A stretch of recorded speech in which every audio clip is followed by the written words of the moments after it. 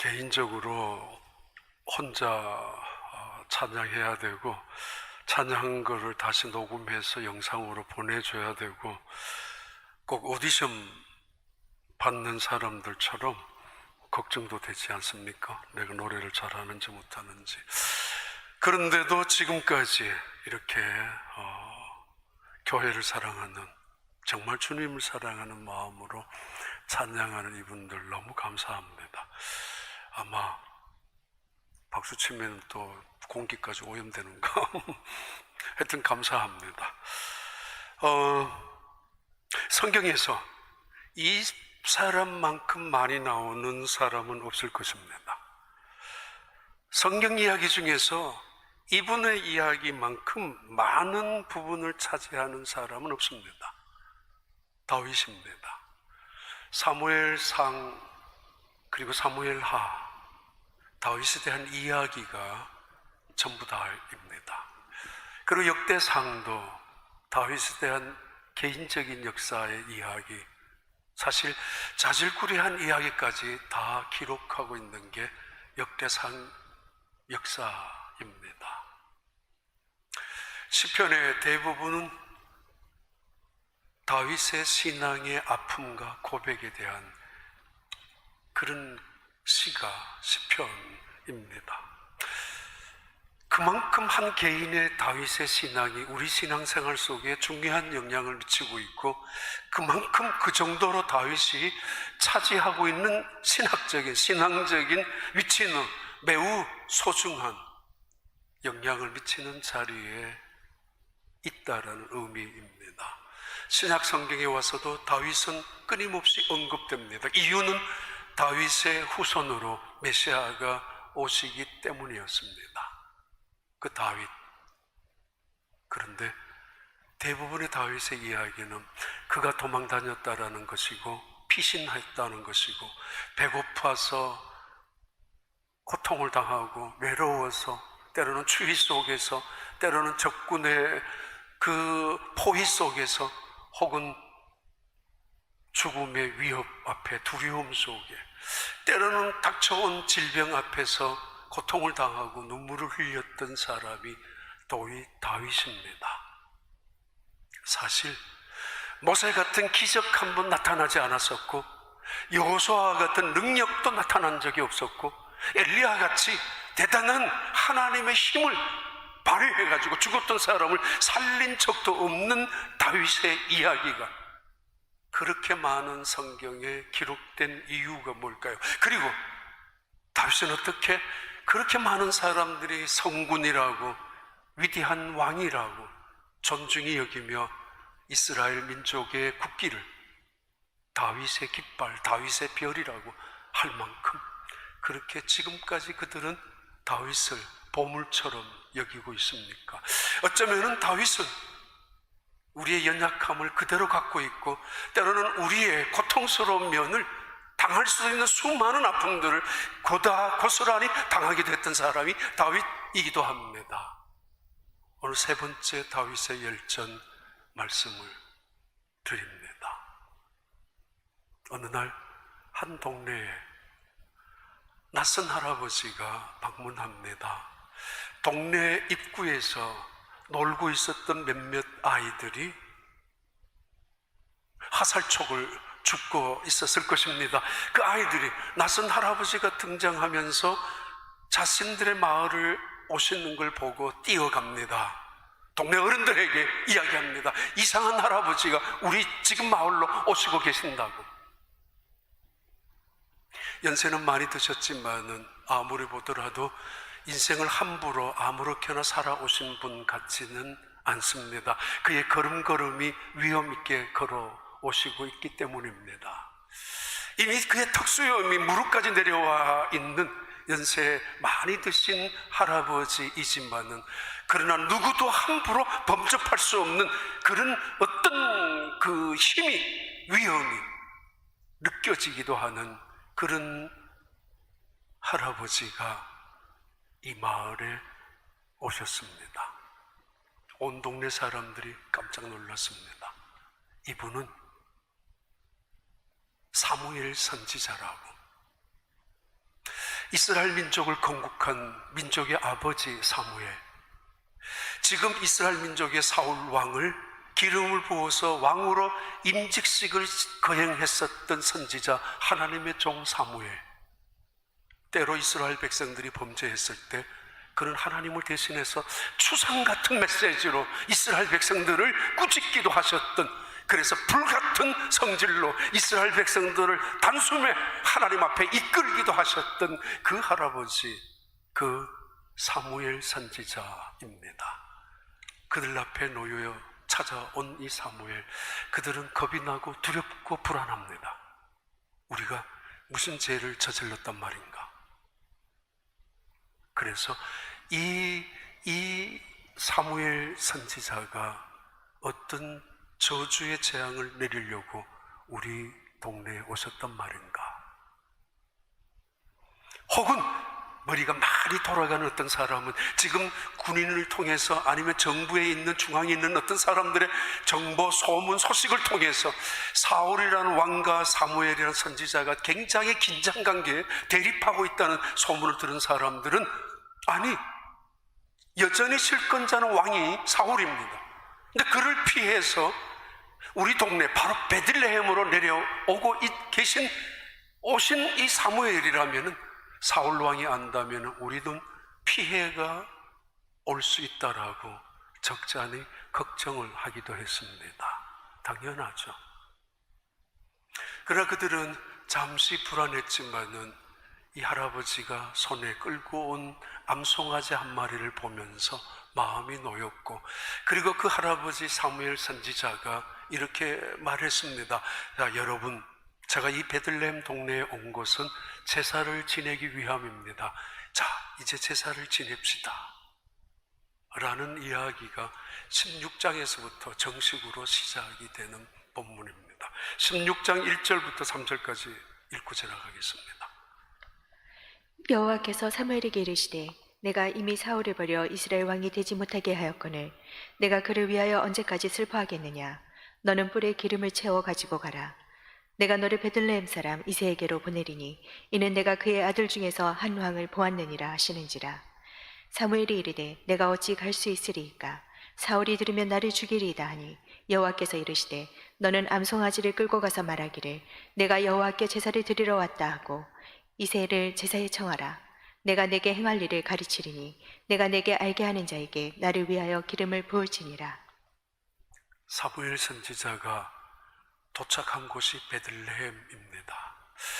한 역사가 어두움 속에 종말을 고하고 있는 그때에 하나님은 새로운 역사를 준비하고 계셨습니다. 한 역사 속에서 타락한 이스라엘 백성들을 어쩔 수 없이 만들고야 말았던 사울왕, 하나님은 그를 버리면서 이미 그의 마음속에는 누군가에게 주목하고 계셨고 누군가를 새로운 왕으로 세울 것을 결심하고 계셨던 하나님이십니다. 언제나 그렇습니다. 인간의 끝이란 하나님의 새로운 시작과 연결되기 때문입니다. 우리는 혼란 속에서 위기를 당하고 있지만은 무엇인가 하나님의 그 주권 속에서 새로운 일을 지금 준비하시고 계실 것이고, 아니 어쩌면 이미 새로운 역사를 이루어 가시고 있는 시기이기도 합니다. 하나님이 말씀하셨던 심상치 아니하는 그날을 하나님 우리에게 보여주고 있는 특별한 시기이기도 합니다. 자, 이제 제사를 드리자. 그 동네에 찾아온 그 제사 드릴 때에 잔치로 드리고 나서 마지막 시간에 사무엘이 이렇게 말합니다. 이새가 누구냐고. 예, 제가 이새입니다. 그래? 너 아들들을 다 데리고 오라고. 아들들 중에 하나님은 한 왕을 보았기 때문입니다. 이새의 아들 엘리압을 데리고 왔습니다. 단숨에도 그가 외모가 풍기는 그 위압감, 옆에 사람들이 주눅이 들 만큼 당당한 체구를 갖고 있는 그 장남 엘리압. 그래서 이 사무엘은 그에게 무릎을 꿇게 하고 그리고 기름을 부으려고 하는데 하나님이 말씀하셨습니다. 잠깐, 아니야. 너는 외모를 보고 용모를 보고 너는 사람의 키를 보고 있지만 나는 그것을 보고 있지 않아.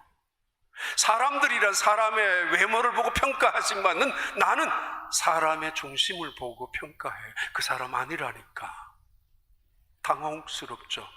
처음에는 하나님이 이 골짜기에 이런 사람을 어떻게 보시고 계셨는지 하나님의 보는 눈과 나의 평가하는 눈이 일치하고 있다라고 생각하면서 뿌듯했었지만은 순식간에 그 마음은 무너집니다. 둘째 아들 아미나답이 등장합니다.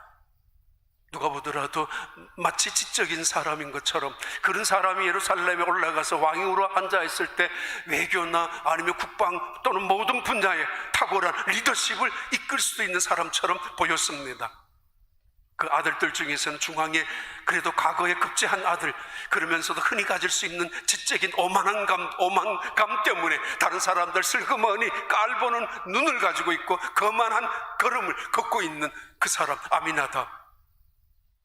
그래도 하나님이 그가 주목하고 있는 왕인 줄 알고 기름통을 빼어서 내려고 할 때 하나님은 단호히 고개를 저으셨습니다. 아니라고. 셋째 아들이 지나갑니다. 그의 이름은 삼마입니다. 첫째 형도 둘째 형도 그와는 닮지 않았던, 그러면서 그는 시골에서 긴 장화, 부츠를 신고 청바지를 입고 마치 카우보이처럼 말 타는 것이 자기의 적성에 맞는 것처럼, 그러면서 대단히 포용적이고 그리고 아주 자기 나름대로는 남자다운 그런 사람으로 살아가고 있는, 도회시 생활을 꿈꾸고 있는 둘째 형보다가는 오히려 이 시골이 자기에게 맞다라고 생각하고 있는 삼마. 그 앞에서 사무엘이 기름을 부으려고 했지만은 그의 손을 붙잡습니다. 하나님께서 아니라니까. 그러면서 셋째 지나가고 넷째, 다섯, 여섯째, 일곱째 아들이 다 지나갔습니다마는 일곱째 아들 지나갈 때까지 하나님은 고개를 젓고 말았습니다. 당황합니다. 사무엘이, 아니 여기가 베들레헴 맞습니까? 하나님 분명히 베들레헴으로 가라고 그랬는데 여기 베들레헴 맞느냐라고 확인합니다. 베들레헴이라고. 아니 당신 정말 이세가 맞느냐라고. 맞다, 내가 이세라고. 당신에게 아들들이 이게 전부냐고.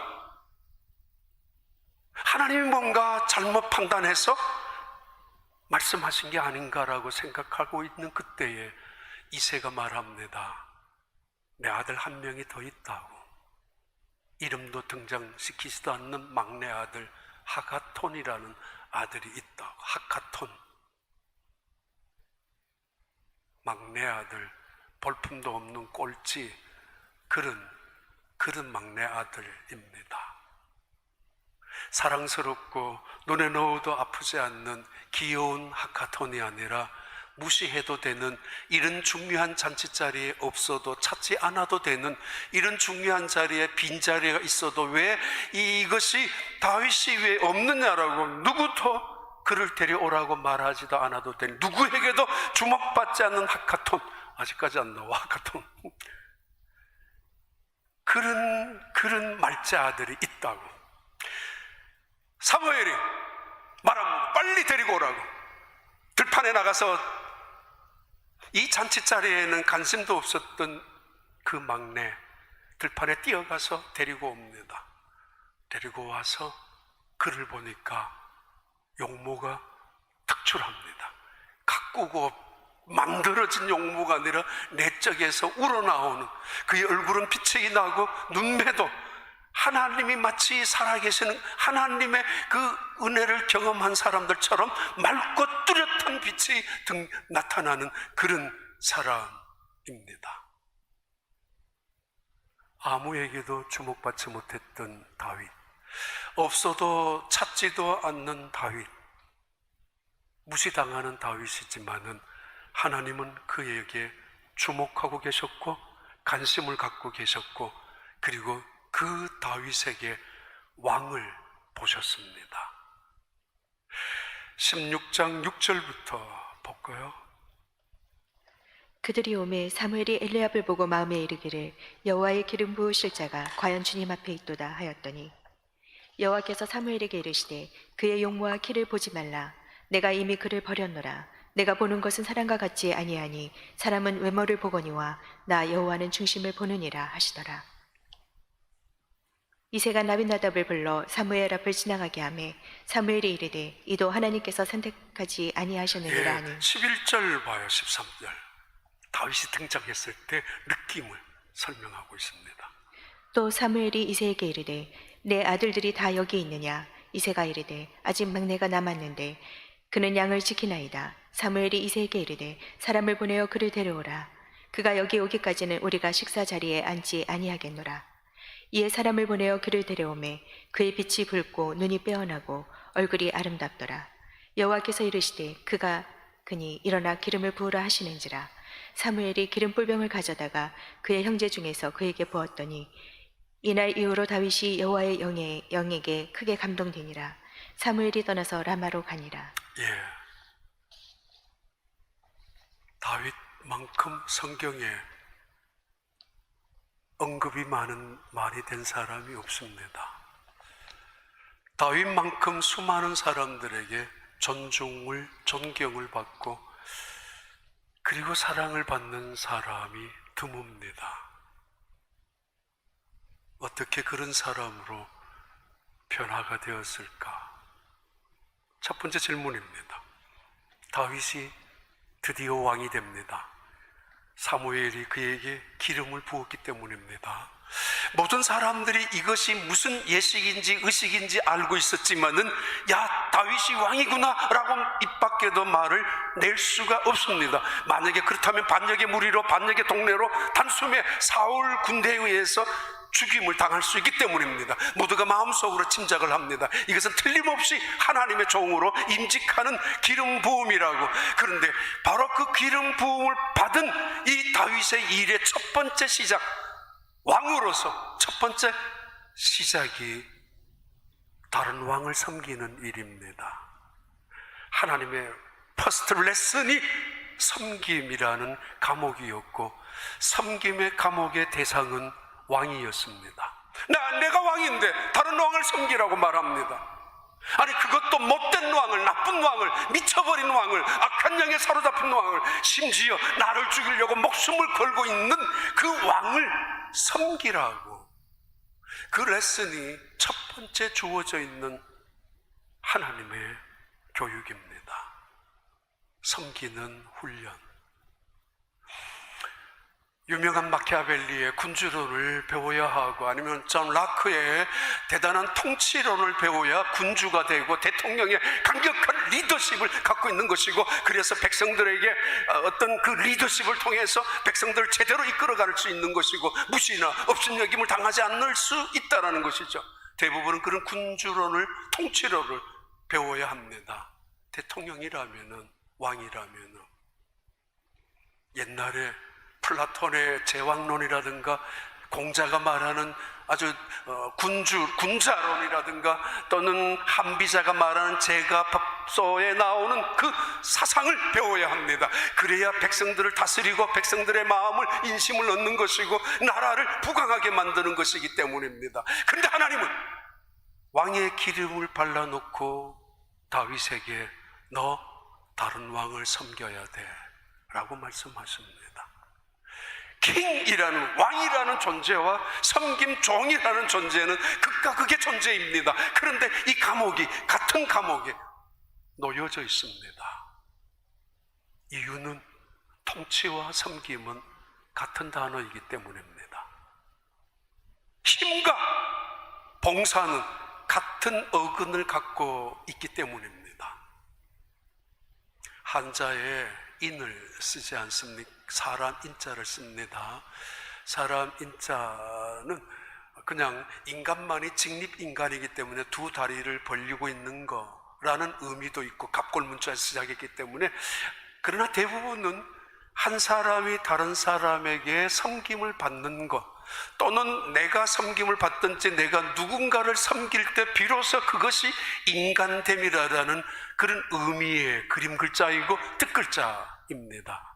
사람이란 누군가를 섬길 때 비로소, 누군가로부터 내가 섬김을 당할 때 비로소 설 수 있다는 것입니다. 그러면서 가장 중요한 그 삶의 원칙에서 인이 나오죠. 또 다른 인이 나오는데 어질인을 말합니다.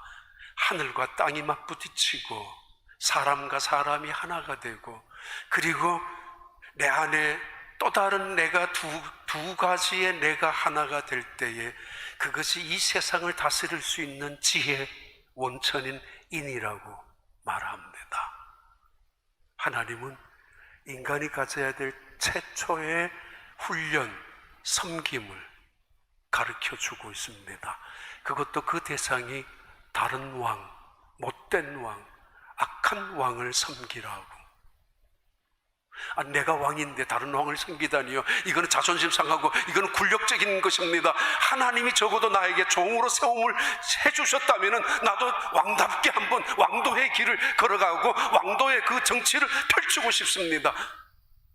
그런 생각이 왜 없었겠습니까만은 그렇지 않습니다.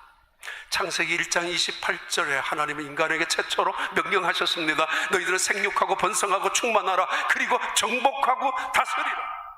카타시와 라다라는 정복하고 다스리라. 마치 무력적인 강력한 인간의 힘을 부여해주고 우리가 마치 정복자처럼 이 세상을 정복할 수도 있는 것처럼 말씀에 의미가 있겠지만은 창세기 2장 15절에 그 단어를 이렇게 설명합니다. 너희는 에덴 동산을 지켜라. 그리고 이 에덴 동산을 경작해라.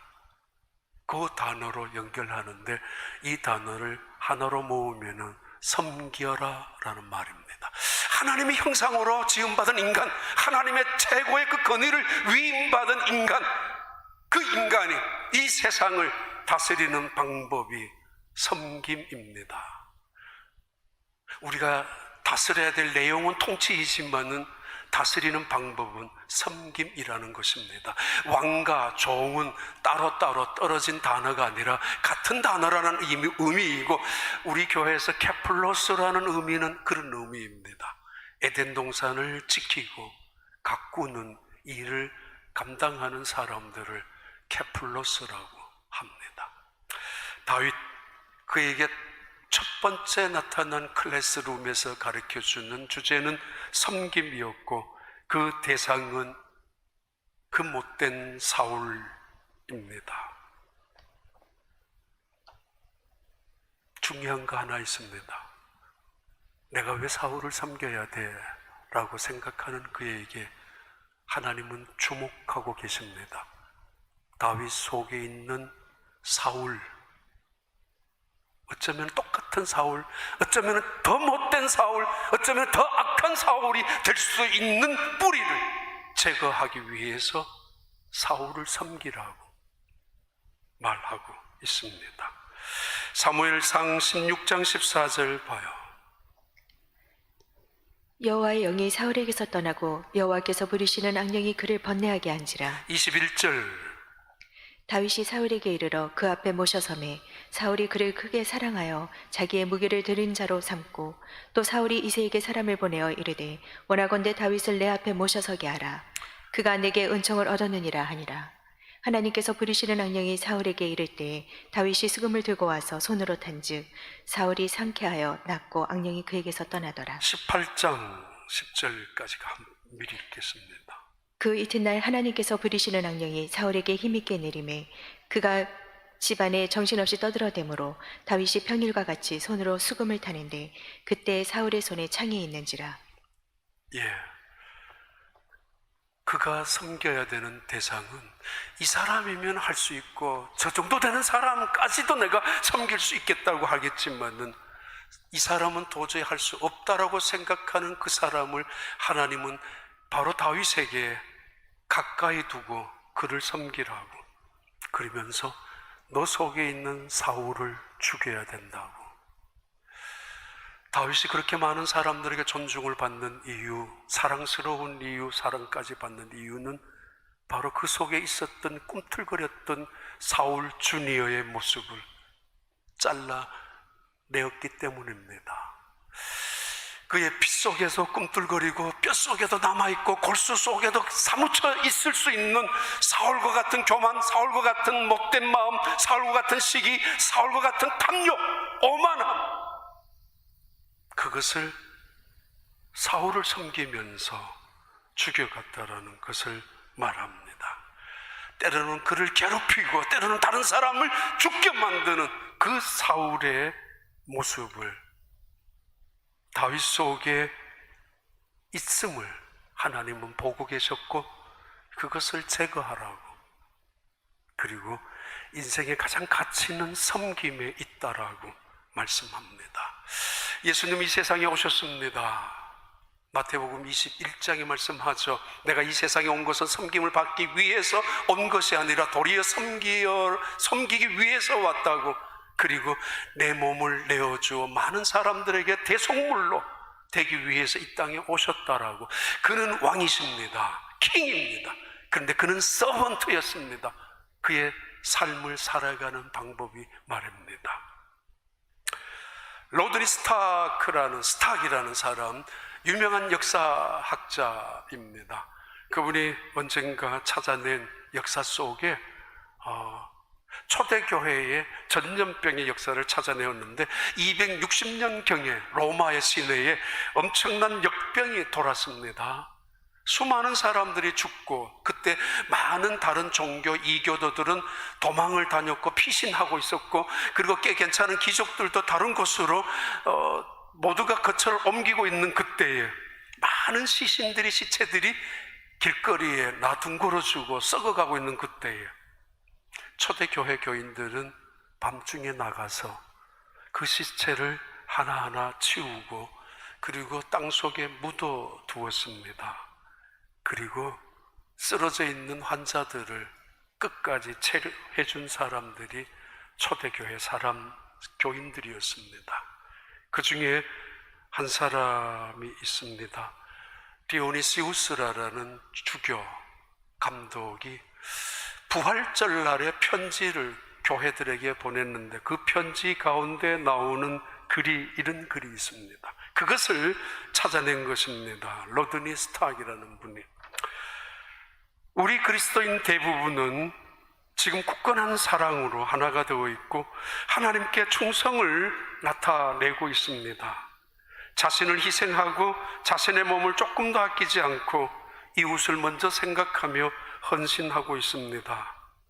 많은 사람들이 위험에 빠져 있는데 우리 그리스도인들은 그들을 돌보기 시작했고, 병자들이 쓰러져 있을 때 우리 그리스도인들은 목숨을 아끼지 아니하고 그들 곁에 다가갔습니다. 그리스도 안에서 그들의 모든 필요에 우리 그리스도인들은 돕고 또 그들을 지켜주었습니다. 그리고 그들과 함께 죽어갔습니다. 아주 평온하게 행복하게 떠나갔습니다. 디오니시우스라는 사람의 부활절 편지 속에 나타난 편지의 내용입니다. 우리는 섬기기 위해서 부름받은 존재라고, 그가 마치 왕으로 부름받았다 할지라도, 요셉 종이었죠. 그런데 그 집을 다스렸습니다. 청지기였습니다. 그 집에. 요셉 제수였죠. 그런데 제수였으면서도 간수의 책임을 맡은 사람, 다스림이었습니다. 종의 신분 속에도 다스림이, 통치가 있고 왕의 신분 속에서도 섬겨야 되는 종의 기능이 있다는 것을 말합니다. 아무리 좋은 직책을 가졌다 할지라도 하는 일이 잘못되면 그 사람 좋은 일 하는 사람이 아닙니다.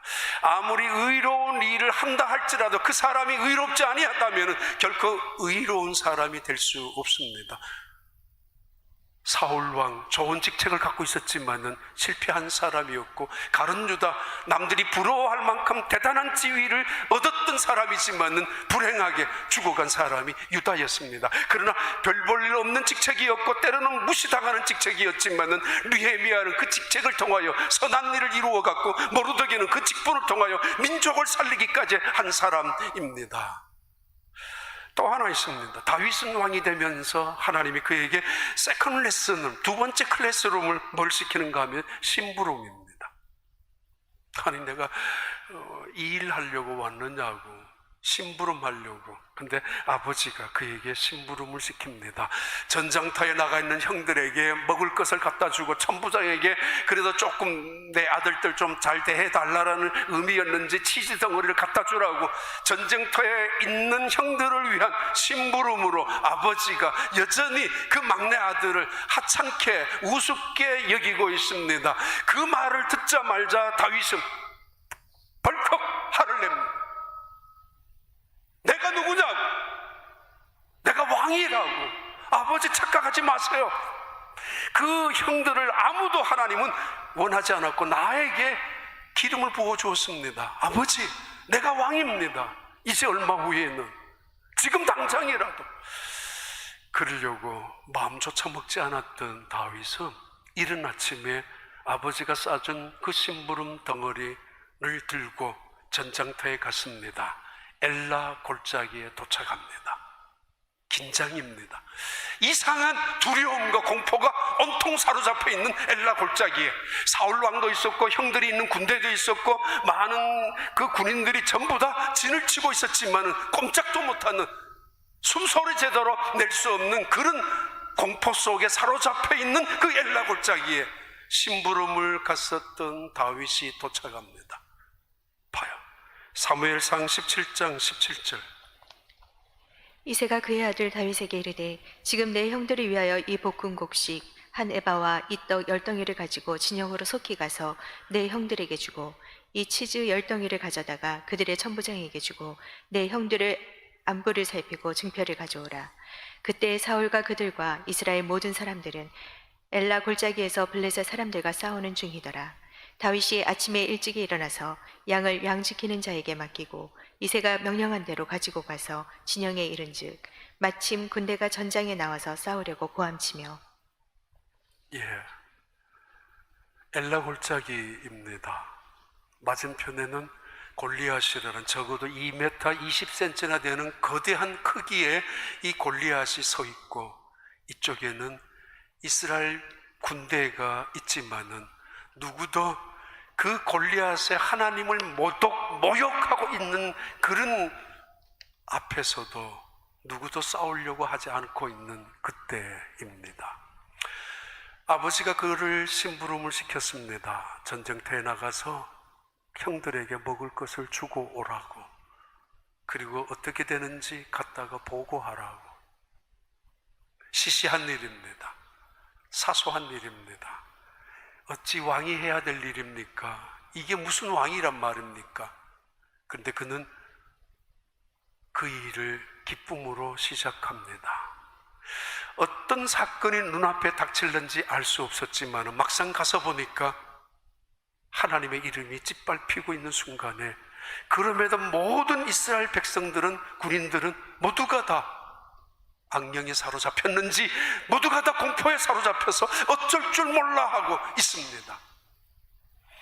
이때 다윗은 하나님의 영에 사로잡혀서, 하나님을 믿는 믿음으로 사로잡혀서, 그리고 늘 오랫동안 곰이나 사자를 통해서 양을 찾아왔었고 그들을 대항해서 양을 지켰던 것을 생각하면서 하나님의 도움이 자신에게 있다라는 것을 깨닫고 하나님의 임재를 확신하면서 골리앗을 향하여 나아갑니다.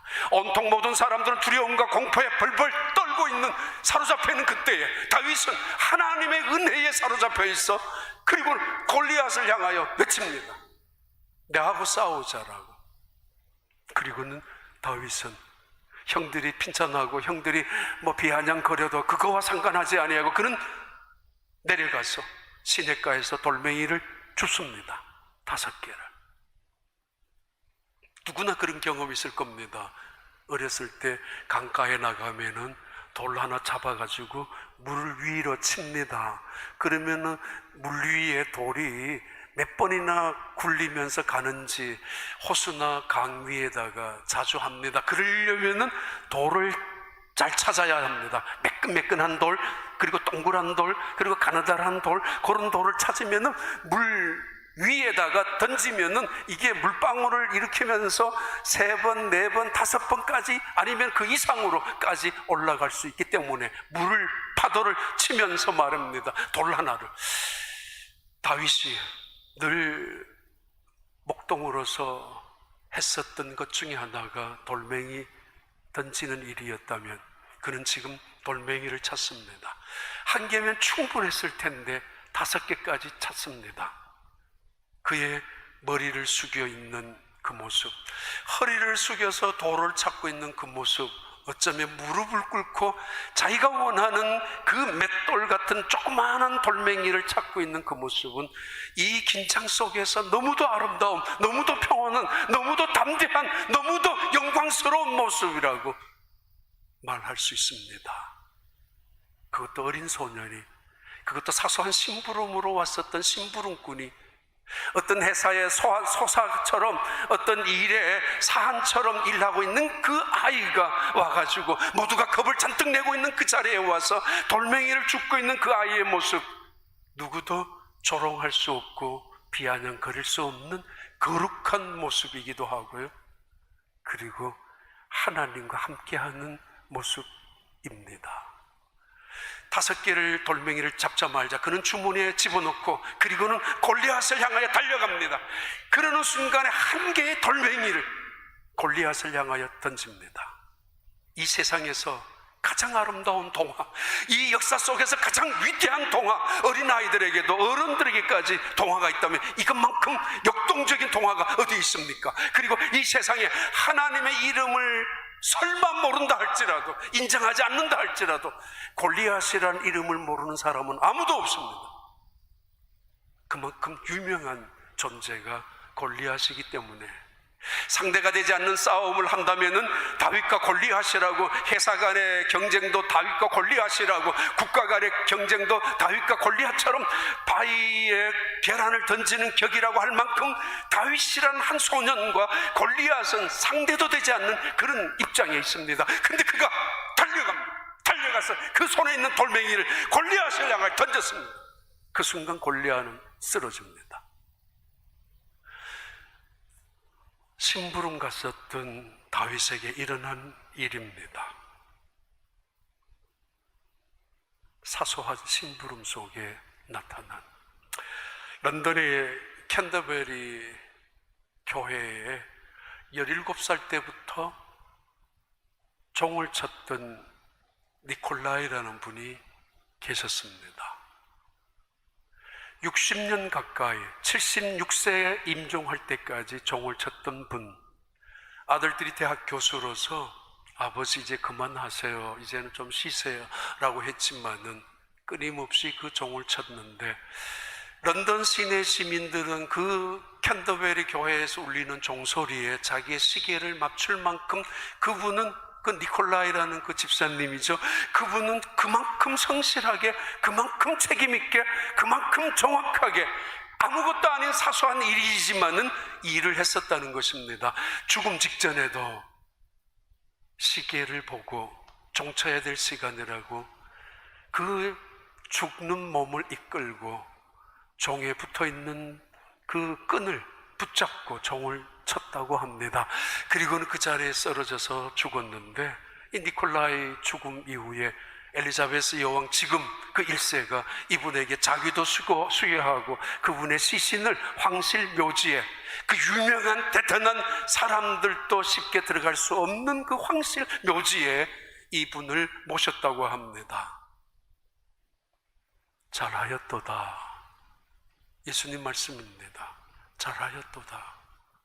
착하고 충성된 종아, 너가 작은 일에 충성하였다고. 작은 심부름이었지만은 그러나 그런 민족의 영웅이 되는 그 자리까지 나아가게 됩니다. 그런 일이 있을 수 생각도 못했는데 말입니다. 그러면은 이스라엘 민족의 영웅으로, 왕으로 등극해야 옳았지만은 그 사건 이후에 그는 다시 쫓겨납니다. 광야로 쫓겨나기 시작합니다. 사무엘상 17장 43절 보고, 40절, 43절, 45절 한번 보고 지나가겠습니다. 한번 봐요, 빨리. 손에 막대기를 가지고 시내에서 매끄러운 돌 5을 골라서 자기 목자의 제구 곧 주머니에 넣고 손에 물매를 가지고 블레셋 사람에게로 나아가니라. 43절. 블레셋 사람이 다윗에게 이르되 내가 나를 괴로 여기고 막대기를 가지고 내게 나아왔느냐 하고 그의 신들의 이름으로 다윗을 저주하고 다윗이 블레셋 사람에게 이르되 너는 칼과 창과 단창으로 내게 나아오거니와 나는 만군의 여호와의 이름 곧 내가 모욕하는 이스라엘 군대의 하나님의 이름으로 내게 나아가노라. 그 위대한 하나님의 이름을 갖고 있는 다윗이지만은 아버지가 시키는 사소한 심부름도 소중하게 여겼다라는 그 레슨을 우리에게 주고요. 그런데 그 다음에 마지막 3번째 레슨이 있습니다. 3번째 클래스의 중요한 주제는 광야입니다. 그리고 그 광야에서 일어나는 도망자로서, 피신자로서 살아가는 것이 그에게 주어져 있는 레슨이었습니다. 왕이 되었습니다. 신분이 변해야 합니다. 비서들이 찾아옵니다.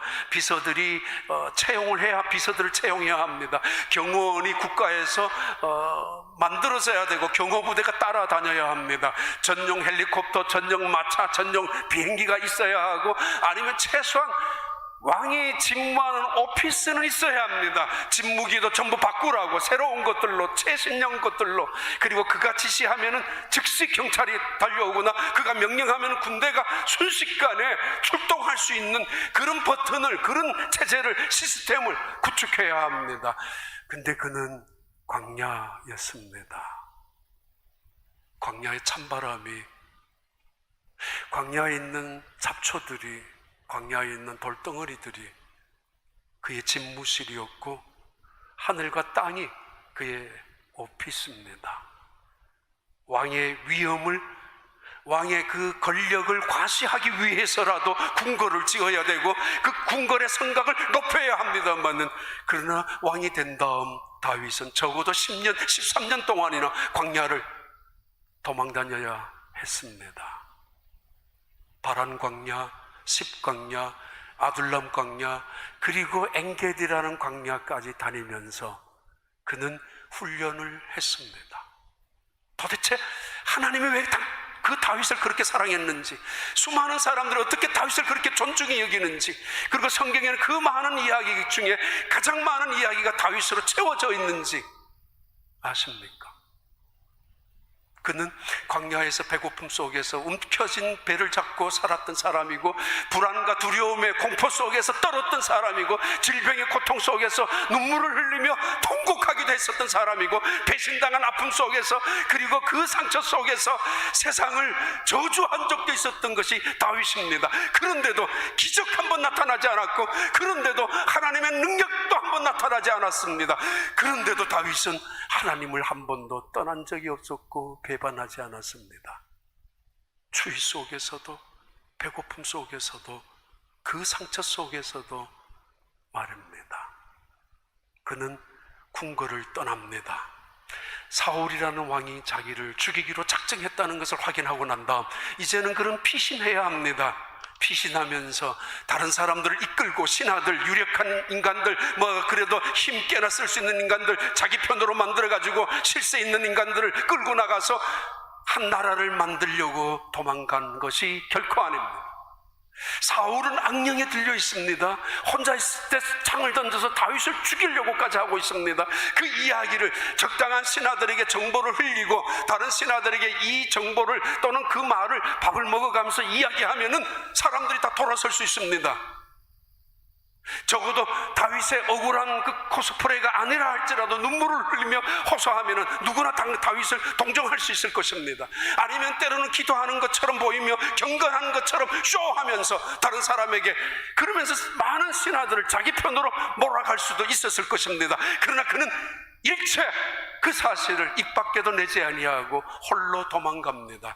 나라를 두 동강이 내고, 민족을 두 동강이 내고, 백성들의 마음을 두 동강으로 만들어버린 채 도망간 사람이 아니었습니다. 나중에 다윗에게 쫓아온 사람들은 버림받은 사람, 한 많은 사람, 빚진 사람들, 쫓겨다닐 수밖에 없는 사람들이 찾아왔는 것뿐이지, 그가 도착한 광야, 위험한 곳입니다. 사람이 살 수 없는, 낮에는 적당한 태양이 있다 할지라도 밤이면 돌풍이 부를 수 있는 광야, 짐승마저도 쉽게 살아갈 수 없는 광야, 위험한. 근데 그 광야는 정말 아름답게 한 신비로운 곳입니다. 하나님의 음성이 들리는 곳이고 바로 하나님의 말씀을 찾는 곳이고, 그리고 광야, 그곳은 하나님을 만나는 지성소가 있는 곳이 광야입니다. 하길라라는 골짜기에서, 엔게드라는 동굴에서 그를 쫓아다니고 따라다녔던 사울을 만납니다.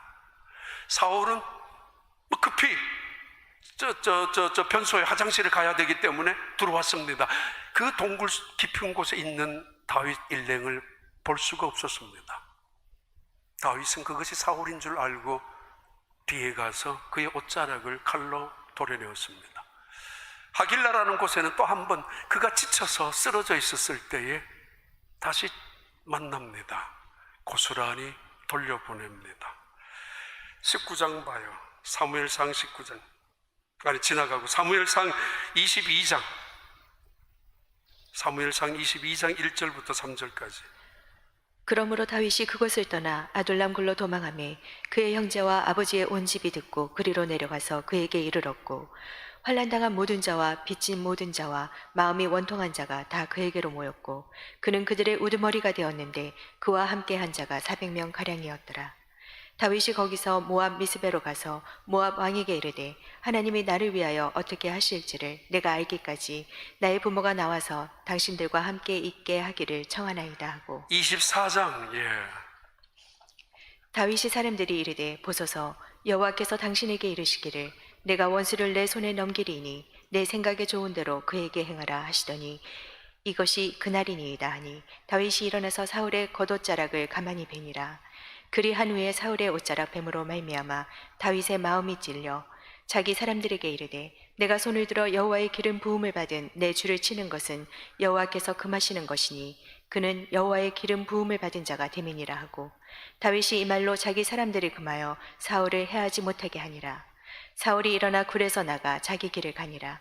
그 후에 다윗도 일어나 굴에서 나가 사울의 뒤에서 외쳐 이르되, 내 주 왕이여 하매 사울이 돌아보는지라. 다윗이 땅에 엎드려 절하고. 광야에서 다윗은 하나님의 말씀을, 음성을 듣습니다. 쫓아다니는 사울은 자기 속에서 말하는 탐욕과 악령의 소리를 듣고 있었지만은 다윗은 하나님의 음성을 듣습니다. 그래서 그가 만난 사울, 원수입니다. 대적자입니다. 자기를 죽이려고 혈안이 되어서 혈기를 부리고 있는 자입니다. 그런데 그를 이렇게 부릅니다. 사울씨, 미스터 사울. 조롱하면서 부르지 아니하고, 임금님. 화장실에서 만난 그 인간을, 아니 자기를 죽이려고 하는 그 원수를, 이미 악령이 들어있는 그 인간을 향하여 임금님이라고 호칭하고 있고, 잠시이지만 옷자락을 찢어버린 것조차도 가슴에 찔리고 있습니다. 이유는 하나님께서 그에게 기름을 부었기 때문에, 하나님의 음성을 듣고 있는 그, 하나님의 뜻을 알고 있는 그에게 이것은 거역한 일이라고 생각되기 때문에 그런 죄책감도 느끼면서 부하들에게 너희들은 절대로 사울을 건드리지 말라고. 광야의 외로움 속에서 하나님을 만나고 있었고, 광야의 그 배고픔 속에서 그는 사랑과 용서와 간용을 배웠습니다. 광야, 그곳은 하나님의 말씀을 듣는 장소였고 하나님을 만나는 지성소가 있는 곳이 그에게는 광야였습니다. 1793년에 필라델피아에 항열병이 일어난 적이 있는데, 미국에 천년두가 지나가고 많은 노예들이 죽습니다. 그리고 나서 아프리카에 많은 흑인들을 데리고 왔는데, 이 흑인들로 통해서 황열병, 옐로우 피버라는 전염병이 들면서 동부에, 그 중에 필라델피아에 수많은 사람들이 죽습니다. 이때 아프리카 사람들은 황열병에 면역이 있어서 죽지를 않았는데, 흑인들은, 백인들이 더 많이 죽기 시작을 했습니다. 죽어간 백인들, 동부 쪽에서는 더더구나. 이때 나타난 한 분이 계셨는데, 그 목사님이죠. 띄워봐요. 그 역사학자. 예, 리차드 알렌 흑인입니다. 이분이 황열병에 쓰러져가는 수많은 백인들을 치료하기 시작합니다. 처음에는 백인들이 이분들 교회를 보고 조롱했었다고 합니다. 흑인들 주제에 뭘 안다고. 근데 아마 황열병을 전염을 시킨 분들이 아프리카에서 왔으니까 그분들일 수도 있겠지만은, 그런데 이분들은 이미 면역이 있어서 수많은 시체들을 치울 수도 없는 상황에 이 리차드 알렌 같은 분들이 나타나고 많은 필라델피아에 있는 흑인 교회들이 백인 교회를 돕기 시작을 했었습니다. 요즘 우리는 광야 같은 인생길을 걸어갑니다. 죄송한데요, 금년에 어떤 분이, 두 분이 저한테 이메일을 보냈습니다. 광야를 지나서 가나안으로, 그 주제 때문에. 한 분은, 목사님, 이제는 제 인생에 광야를 다 지나는 것 같고 가나안에 들어가는 일, 가나안 땅인 줄 알았는데 우리 교회 표어가 가나안을 지나서, 광야를 지나서 가나안인데 나 아직까지 광야라고. 목사님 표어를 잘못했는 거 아니냐고 농담 삼아 그 비슷한 아픔을 이야기하셨습니다. 그 속에 여유도 가지면서. 또 한 분이 보내주신 메일입니다. 광야를 지나서 가나안으로, 요즘 우리가 광야를 보내고 있는 것 같다고 하면서 이 광야의 노래를 저한테 보내주셨습니다. 왜 나를 깊은 어둠 속에 홀로 두시는지, 어두운 밤은 왜 그리 길었는지, 나를 고독하게 나를 낮아지게 세상 어디도 기댈 곳이 없게 하셨네. 광야, 내가 광야에 홀로 서 있네. 주님만 내 도움이 되시고 주님만 내 빛이 되시는, 주님만 내 친구가 되시는 광야, 주님의 그 손 놓고는 단 하루도 살 수 없는 곳 광야, 이 광야에 내가 서 있네.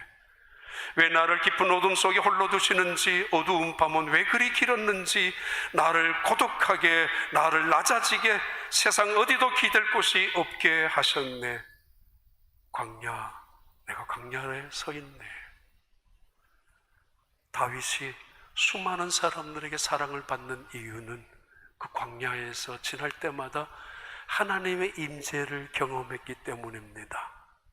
하나님이 피난처가 되시는 놀라운 간증이 시편에서 나오는 그가 하나님을 향하여 쏟아낸 노래였고 기도였고 영광스러운 신앙의 고백이었습니다. 광야, 힘든 곳만은 아닙니다.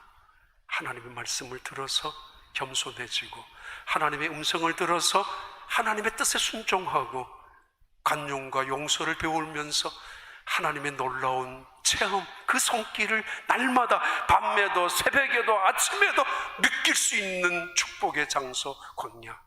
바로 여러분, 그런 광야 같은 시간, 그런 은혜가 있는 시기를 보내길 바랍니다.